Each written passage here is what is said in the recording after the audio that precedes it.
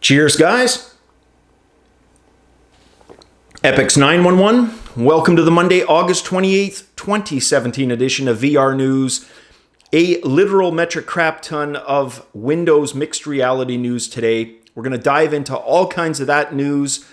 We're going to start with a hands-on that both Road to VR and Upload VR were able to do with those mixed reality Windows controllers. Now, even before reading it in the articles, you take a look at these controllers and they look like the love child of a Touch and a Vive wand union.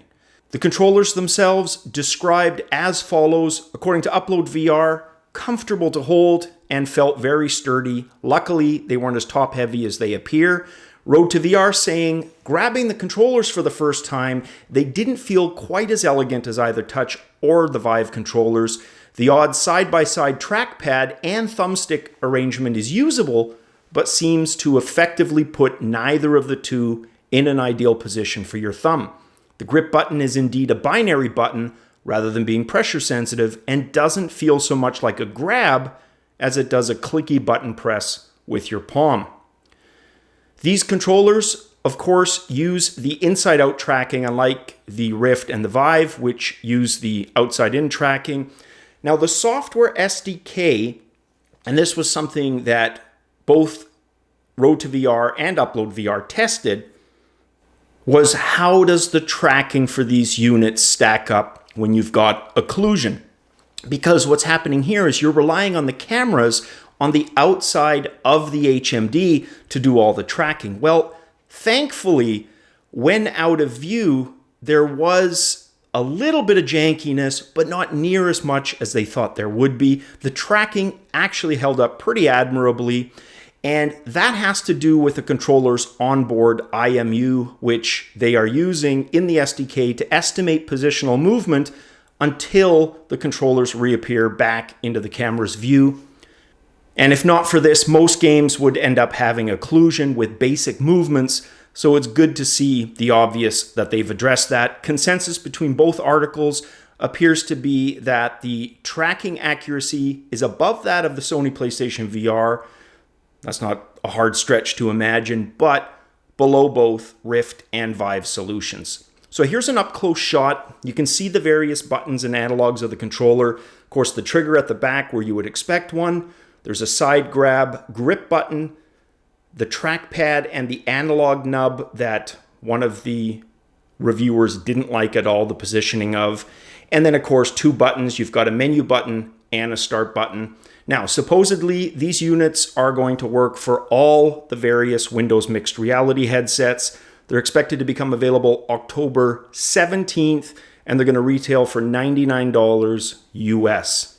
One of the hopes I have, guys, for these controllers with that kind of hybrid design that they have is maybe with the right type of OpenVR drivers, we can see these controllers actually work really well to play a hybrid of both sets of games. If they're able to tackle Rift games and Vive games, we may just have the most flexible controller on the market.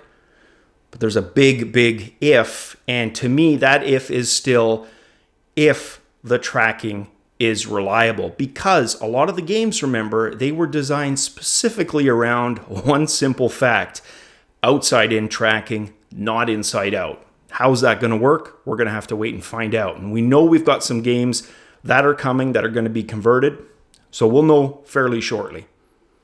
One of the concerns I had earlier this year, a lot of you shared that concern with the mixed reality VR HMDs, were those low spec requirements.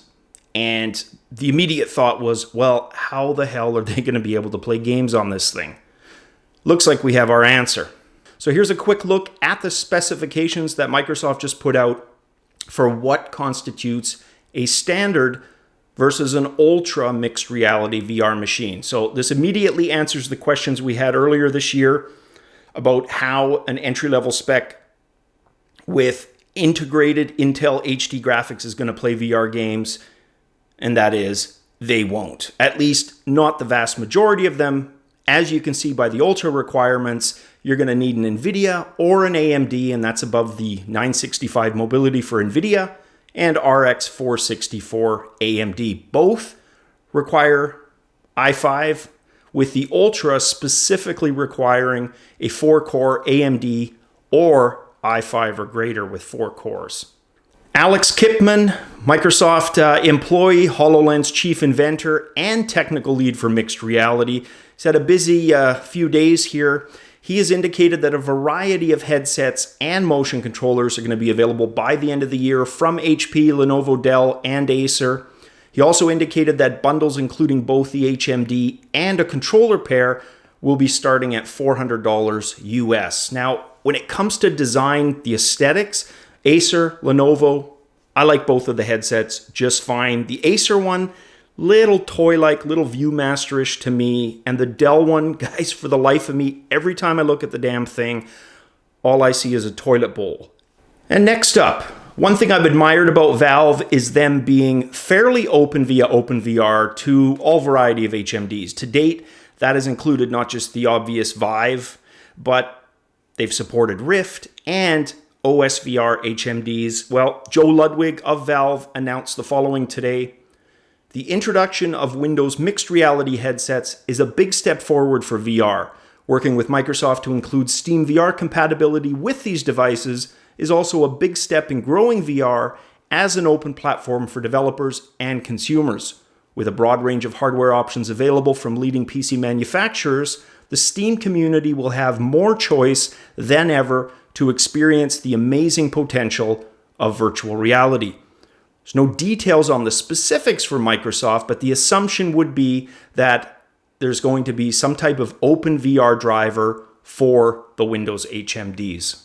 And this next story, we've got Sony following suit in what appears to sort of be a price cut, but really just appears to be a new variety of bundle. That is going to be offered September 1st, and it will include the PlayStation VR HMD bundled together with a camera, and that's going to retail for $399 US. There were promotions that were offering the exact same thing. Well, what they were offering was the standalone PlayStation VR HMD and then giving you a free camera with that. Now, effectively, this now becomes an official bundle. In addition, we are getting word today that the Windows Store is also going to, in addition to staples like Space Pirate Trainer, include games like Rec Room, Super Hot, and Arizona Sunshine. So definitely answering a lot of the questions that we had outstanding earlier this year. What type of games, what type of performance? We're starting to get those answers now for these Windows units. Well, when I said earlier, guys, Alex has had a bit of a busy day today, I wasn't kidding, because that included him giving word that there are going to be future Halo experiences, and I'm going to use the double quotes, future Halo experiences, because that sounds a lot like you're saying, you know what, we're going to make a wave-based game, very generic, and then we're going to slap the Halo brand on top of it. Now, I know that sounds absolutely super pessimistic, but remember, guys, this is coming from the whole runaround when Halo was supposed to come to Windows with Vista. Remember, I harped on that a few months ago. Let's just say I'm not holding my breath. If it turns out to be an actual, honest-to-goodness Halo, representative of Halo-style gameplay in Windows mixed reality, let's just say I'll probably be shocked. But there you have it. Guys, that is it for the news this Monday. Like I said, lots of Windows mixed reality stuff to digest. Probably some more coming down the pipe this week and the next few months as we lead up to those release dates. Guys, as always, cheers.